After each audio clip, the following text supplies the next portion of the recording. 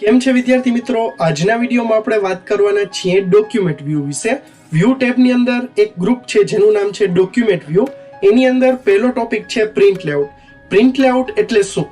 Print layout દ્વારા આપણી જે આ ફાઇલ છે એ પેજમાં બતાઈ જાય, એટલે કે પેજ એના અલગ અલગ કોપી પેજની બની જાય। જેમ કે તમે જોઈ શકો છો, આ પેજ મેં એક બ્લેન્ક પેજ રાખ્યું હતું, જો આ અમારી ફાઇલ છે એ એક પેજની અંદર શું થઈ ગઈ, ફિટ થઈ ગઈ, જેના દ્વારા અથવા જેની મદદથી મને ખબર પડી જાય કે મારા પેજની અંદર મારું લખાણ કઈ પોઝિશન ઉપર આવશે।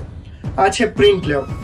એની ડિટેલ વાર તમે જો અહીંયા પોઇન્ટર રાખશો તો પણ તમને એનું વ્યૂ જોવા મળશે। અપિયર ઇન પ્રિન્ટેડ પેજ, કે પેજની અંદર પ્રિન્ટ કેવું થઈને આવશે એ તમને શો કરશે। કોઈ એવી ડેફિનેશન હોય જે તમને ના સમજાય તો તમે આ રીતે માઉસનું પોઇન્ટર અહીંયા લઈ જવું તો તમને એની ડિસ્ક્રિપ્શન વાઇઝ તમને એનું શો કરશે। ત્યારબાદ પછીનો જે પોઈન્ટ છે એનું નામ છે, ઓપ્શનનું નામ છે ફૂલ સ્ક્રીન રીડિંગ।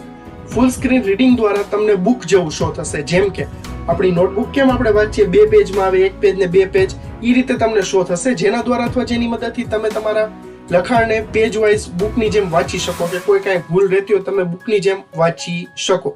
હવે બહાર નીકળવું હોય તો આ ક્લોઝ અથવા તો કીબોર્ડની અંદર જે ખૂણા ઉપર ESC એસ્કેપ કી આપેલી હોય એને પ્રેસ કરજો એટલે તમે બહાર નીકળી જશો।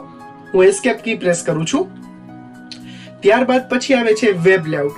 વેબ લેઆઉટ દ્વારા તમારું જે આ લખાણ છે, તમારું જે આ લખાણ લખેલું છે એ તમને ઇન્ટરનેટ ઉપર એટલે કે વેબ બ્રાઉઝરમાં કેવું શો થશે વેબ પેજ ઉપર, એ તમને વેબ લેઆઉટ દ્વારા શો થાય। જેમ કે વેબ લેઆઉટ ઉપર ક્લિક કરો એટલે જો આપણું લખાણ શું થશે, એક સીધી લીટીની અંદર આપણને શો થઈ જશે કે ઇન્ટરનેટ ઉપર આ રીતનું શો થાય।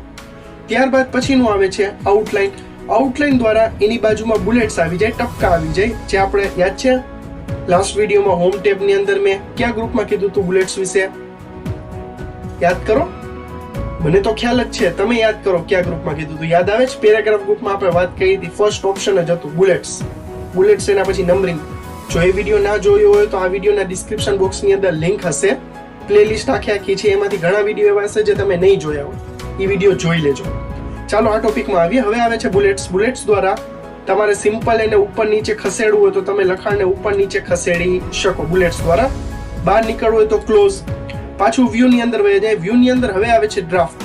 ડ્રાફ્ટ દ્વારા શું થશે તો કે તમે તમારા પેજને ક્યાં પૂરું થાય છે અથવા તો તમે એને શું કરી શકો, એક રૂલર આપી દેશે, જે ઉપર રૂલર દેખાય છે, અને વર્ડ પેડની અંદર, બટ કહેવાનું તાત્પર્ય શું છે તો કે વર્ડ પેડ જેવું તમને શો થશે। ઓકે, જેની અંદર તમારું પેજ જ્યાં પૂરું થતું હશે ને ત્યાં જો હવે લીટી આવી જશે, દેખાય છે તૂટક રેખા, માઉસના પોઈન્ટર ઉપર ફોકસ રાખજો, જો આ તૂટક રેખા દેખાય છે, આ રીતનું તમને વ્યૂ શો થશે।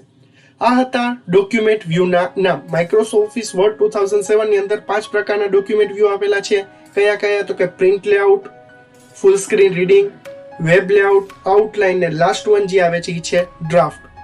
આજના વિડીયોમાં આટલું જ। જો વિડીયોમાં મજા આવી હોય તો લાઈક કરજો, ચેનલ ઉપર ન હોય તો સબસ્ક્રાઇબ કરજો। હું છું રિઝવાન બાઘા, મળશું અવાજ વિડીયોમાં, ત્યાં સુધી જોતા રહેજો, શીખતા રહેજો। Thanks for watching.